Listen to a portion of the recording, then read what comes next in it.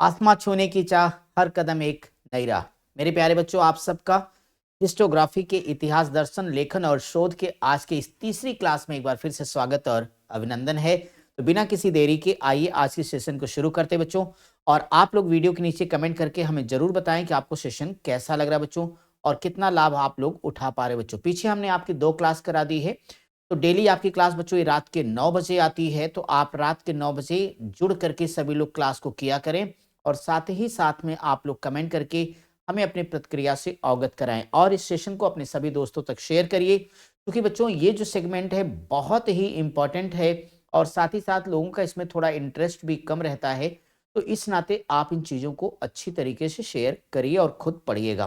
चलिए मेरे भाई, आज के सेशन की शुरुआत करते हैं। पहला टॉपिक आपका है इतिहास और उसके सहायक विज्ञान के तौर पर हम जानने वाले बच्चों। इतिहास का भूगोल से क्या संबंध है, धर्म से, अर्थ से, सभी विषयों के बारे में बात करने वाले हैं। अगर हम बात करेंगे तो विभिन्न इतिहासकारों ने इतिहास को सभी विषयों को, अब ध्यान देना, इतिहास को सभी विषयों का आश्रय स्थल माना है। अतः इतिहास का अन्य विषयों से संबंध प्रासंगिक है। यहाँ पर हम आपके साथ शेयर करना चाहेंगे प्रोफेसर जे.बी. ब्यूरी के अनुसार, यानी प्रोफेसर जे.बी. ब्यूरी के अनुसार इतिहास राजनीति, धर्म, कला, शासन, विधि तथा परंपराओं का अध्ययन है, जिसमें व्यक्ति और समाज की बौद्धिक, मौलिक, भावनात्मक क्रियाओं का अध्ययन किया जाता है। अतः इसका संबंध अन्य विषयों से होना स्वाभाविक है। ये स्टेटमेंट जे.बी. ब्यूरी का बच्चों। तो आप इसे कथन के दृष्टिकोण से भी तैयार रखेंगे, और यहाँ इतिहास और उसके सहायक विज्ञान की व्याख्या के तौर पर संबंध के स्पष्टीकरण के तौर पर भी ध्यान रखना है। इसी प्रकार से बच्चों जॉनसन नामक विद्वान का भी मानना है कि इतिहास अन्य सामाजिक विज्ञान की पृष्ठभूमि है, अर्थात समाज का ताना बाना इसी के साथ बुना जाता है। अतः स्पष्ट है कि इतिहास के अध्ययन में अन्य सहायक विज्ञानों की जो भूमिका है वो न केवल अपेक्षित है बल्कि महत्वपूर्ण भी है। अब सबसे पहले हम आपको बताने जा रहे हैं इतिहास का पुरातत्व से क्या संबंध है। इतिहास का पुरातत्व से बड़ा ही गहरा संबंध बच्चों। इतिहास निर्माण में पुरातात्विक स्रोतों, चाहे वो अभिलेख हों, मुद्राएं, पुरावशेष का बहुत महत्वपूर्ण स्थान होता है बच्चों। चाहे वो तिथि का निर्धारण हो या इतिहास में एक रूपता बनाने की बात हो बच्चों, इस दृष्टि से अभिलेख हमारे लिए बहुत ही आवश्यक होते हैं। अगर हम यहाँ पर जिक्र करना चाहें महान पुराविद अलेक्जेंडर कनिंघम महोदय का, तो कनिंघम साहब का मानना है कि पुरातत्व का तात्पर्य भग्नावशेषों से ही नहीं है बल्कि इतिहास के अन्य पहलुओं से भी है। कनिंघम ने न केवल ब्रिटिश सरकार का ध्यान भारत में पुरातत्व की ओर आकर्षित किया, बल्कि उसके महत्व पर भी उन्होंने अपने लेखों के माध्यम से जोर दिया। प्राचीन स्थलों के सर्वेक्षण के द्वारा इतिहास और पुरातत्व के मध्य घनिष्ठता को भी कनिंघम ने उजागर करने का प्रयास किया। अतः स्पष्ट है कि इतिहास का पुरातत्व के साथ एक घनिष्ठ संबंध है, क्योंकि बच्चों पुरातात्विक स्रोत ही इतिहास को प्रमाण के साथ प्रस्तुत करते हैं। जो इतिहास की महती आवश्यकता है, वस्तुतः ये दोनों एक दूसरे के पूरक हैं। वास्तव में पुरातात्विक जानकारी ने इतिहास को ठोस आधार प्रदान किया है, जिस पर तत्कालीन इतिहासकारों ने अपने ऐतिहासिक ग्रंथों की रचना करी है। यह तो पुरातात्विक स्रोतों के सच तो यह है कि पुरातात्विक स्रोतों के अभाव में वस्तुपरक इतिहास कदाचित संभव नहीं था लिखना बच्चों। आपको पता है कि अगर पुरातात्विक स्रोत ना होते तो आप पाषाण काल, महापाषाणिक संस्कृतियों, यहाँ तक कि सैंधव सभ्यता के बारे में इतनी विस्तार से जानकारी आपके पास ना होती। ना पशुपालन का प्राचीनतम साक्ष्य आप बता पाते, ना कृषि का प्राचीनतम साक्ष्य आप दे पाते। तो बच्चों पुरातात्विक स्रोत इस संदर्भ में बहुत ही काम के हैं। तो इतिहास उनका गहरा नाता है बच्चों। अब जरा हम इतिहास और भूगोल के आपस में रिश्ते क्या हैं, यानी ये रिश्ता क्या कहलाता है, किसका, इतिहास और भूगोल का। यहाँ देखें, किसी विद्वान ने कहा है कि भूगोल वह रंगमंच है जिस पर इतिहास का मंचन किया जाता है। भूगोल की जानकारी अगर नहीं है तो इतिहास की शाखाओं का अध्ययन भी संभव कैसे। जलवायु, आर्द्रता, मौसम, सभी मानव जीवन और सभ्यताओं के निर्धारक कारक हैं बच्चों। व्यक्ति के जीवन पर सबसे ज्यादा प्रभाव जलवायु का पड़ता है, और जलवायु के अनुसार वहां की ऐतिहासिक परिस्थितियां बनती हैं। अगर हम बात करें छत्रपति शिवाजी, तो भौगोलिक परिस्थितियों के कारण ही गुरिल्ला युद्ध में क्या है, मराठे निपुण रहे बच्चों। और आपने देखा होगा कि औरंगजेब की कब्रगाह बन गया दक्षिण भारत, यानी मराठों ने एक तरह से मुगल साम्राज्य की ऐसी की तैसी कर दी। मेरे बच्चों, इसी प्रकार से सिंधु और गंगा नदी की भूमिका भी इतिहास में किस स्थान पर है, इस तथ्य को किसी और प्रमाण की जरूरत नहीं है। इसलिए भूगोल का इतिहास के साथ जो सांगोपांग अध्ययन जरूरी हो जाता है। अगर हम संक्षेप में कहना चाहें तो यही कहेंगे कि अगर हमें किसी विशेष देश अथवा क्षेत्र के इतिहास का अध्ययन करना है तो वहाँ के भूगोल की जानकारी जरूरी हो जाती है।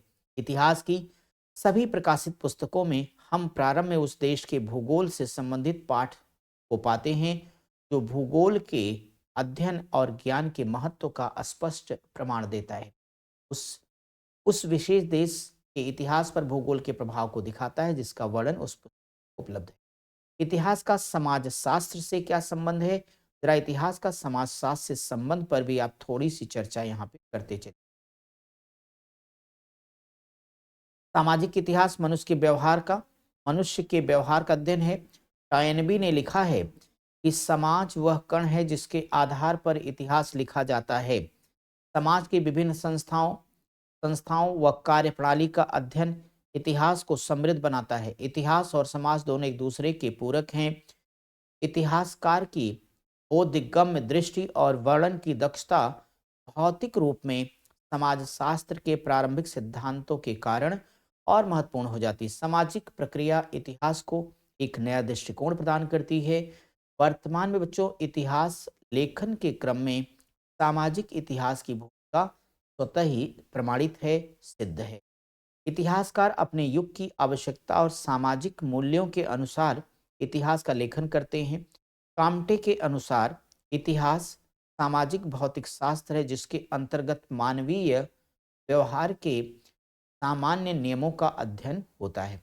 वहीं ट्रेवेलियन का मत है कि सामाजिक इतिहास के अभाव में आर्थिक इतिहास मरुस्थल और राजनीतिक इतिहास पंगु हो जाता है। बच्चों, दोनों स्टेटमेंट बड़े महत्वपूर्ण हैं, इनको ध्यान देना। इतिहास व्यक्ति और समाज की सैद्धांतिकता के भागों को इस प्रकार बुनता है कि ये दोनों ऐतिहासिक मानव का सृजन करते हैं, जिसके क्रियाकलाप का ज्ञान इतिहास को अध्ययन विधा के रूप में प्रतिस्थापित करता है। इससे स्पष्ट है कि इतिहास और समाज का अन्योन्याश्रित संबंध है।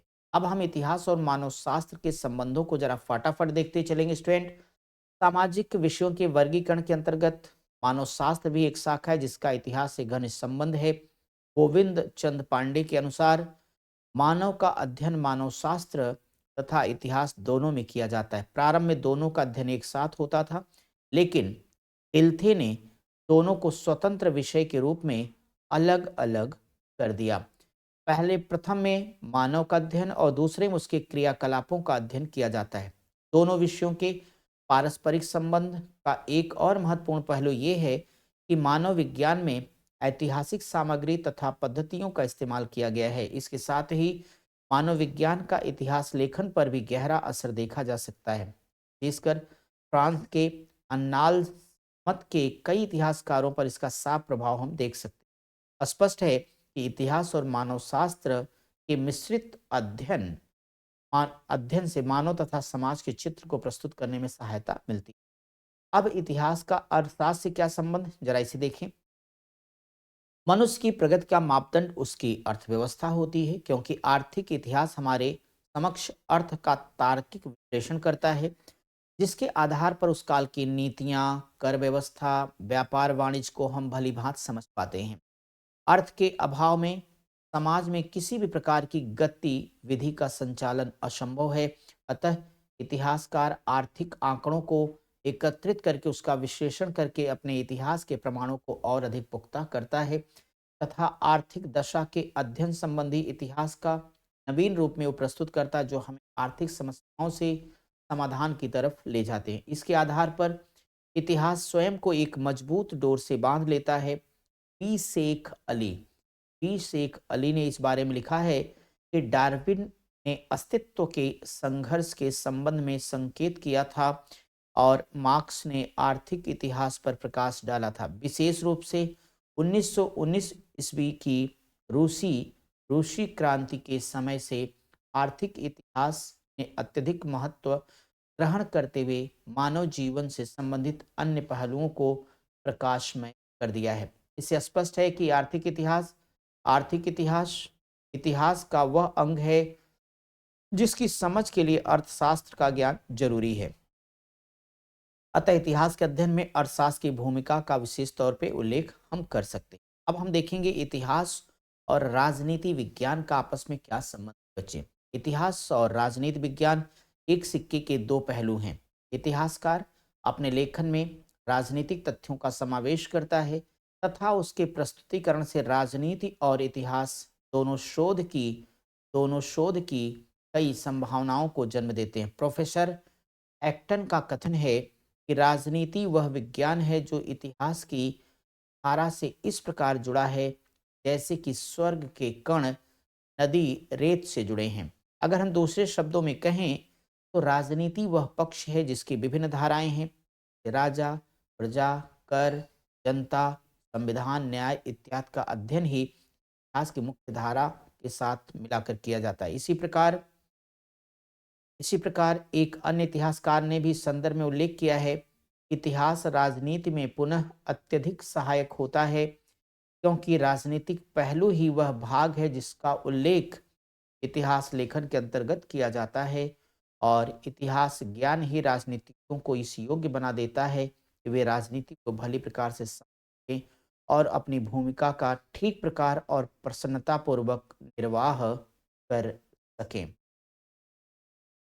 उपर्युक्त सामाजिक विज्ञानों के अलावा इतिहास का संबंध नीतिशास्त्र, मनोविज्ञान, प्रकृति विज्ञान, साहित्य, सांख्यिकी और संस्कृति से भी हम देख सकते हैं। इस संदर्भ में इतिहास ज्ञानार्जन करने का वह उपक्रम है जो अतीत के सत्य का उद्घाटन तो करता है, साथ ही वर्तमान के लिए प्रासंगिक और भविष्य के लिए मार्गदर्शक भी है।